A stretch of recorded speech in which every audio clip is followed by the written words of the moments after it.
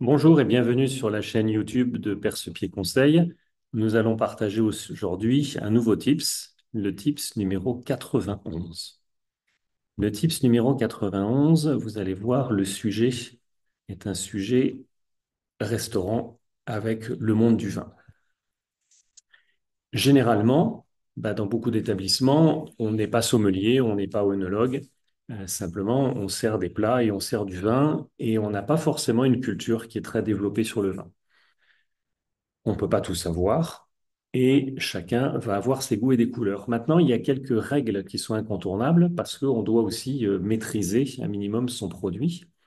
Et il faut qu'on fasse attention à parfois des erreurs qu'on fait, souvent involontairement, par méconnaissance et qui peuvent induire le client en erreur ou donner une mauvaise image de notre prestation.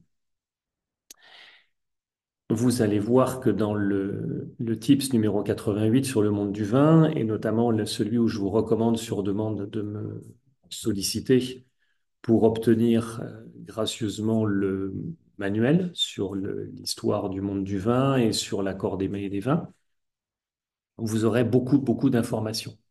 Mais aujourd'hui, voilà, je voulais livrer quelques éléments qui sont le fruit de mes observations les plus récentes.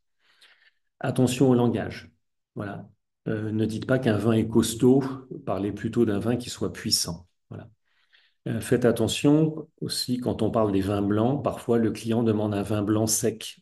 Et parfois on se dit sec, en fait, voilà, le mot sec peut avoir une notion péjorative. Simplement, un vin blanc sec, c'est un vin qui n'est pas liquoreux comme un sauterne, par exemple. Voilà. Mais un vin blanc sec, ça ne l'empêche pas d'être soit fruité, soit minéral, soit boisé, soit floral. Voilà, donc il peut y avoir plein de dénominations. Et vous avez évidemment dans les blancs secs plein de nuances et plein de vins qui sont très agréables. Pour ne prendre qu'un exemple, si on prend le château de Rasque blanc, eh bien, vous allez remarquer si vous avez du nez, si vous avez du goût, ou simplement en écoutant les conseils de dégustation des œnologues ou des personnes qui font partie de ce domaine, on va vous dire, bah oui, vous allez retrouver des fruits blancs, de la poire, de la pêche, vous allez retrouver des agrumes comme du pamplemousse rosé. Et donc tout ça, ça veut bien dire que c'est fruité. Et pourtant, c'est un vin blanc sec. Et dernier conseil également, parfois vous avez des vins qu'on va appeler, nous, des vins de cépage qui n'ont pas l'appellation d'origine contrôlée. Par exemple, si on est dans les Côtes de Provence, eh bien, si vous faites un vin qui est à base d'un seul cépage, je vais prendre un blanc, par exemple du Chardonnay, eh bien, il n'aura jamais le droit à l'appellation Côte de Provence. Mais c'est pas pour ça que c'est pas un bon vin. C'est pas pour ça que c'est une sous-catégorie. C'est simplement qu'il n'a pas les cépages qui lui permettent d'avoir accès à à l'appellation.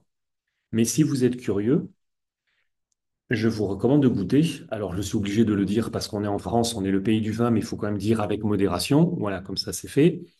Et vous allez être surpris parce que vous avez d'excellents vins qui méritent d'être connus et même d'être mis à l'honneur.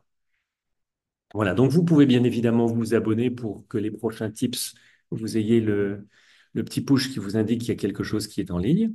Et puis, on se revoit bientôt avec grand plaisir. À bientôt. Merci.